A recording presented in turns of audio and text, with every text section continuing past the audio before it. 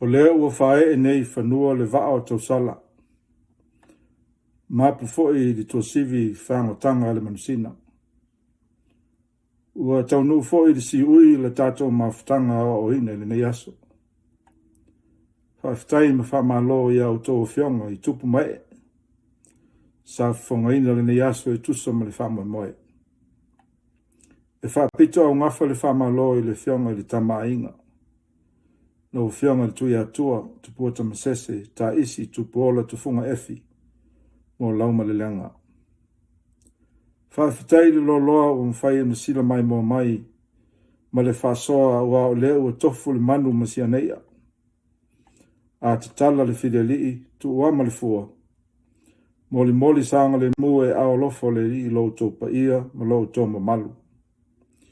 Ni langlingi a mani tua ta whalu, ia whalaulangi mai le lofa mata lasi o le li.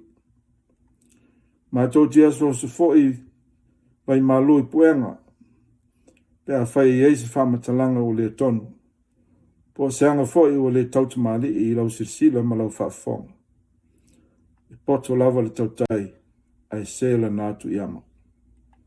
Ia manute leina le nei whaatisinga se ia toi iai foi se aso. Tātou te toi whelo iai I le alofa malanga lei mata lasi o le te pauli lang. Ia soifua ma ia manuia.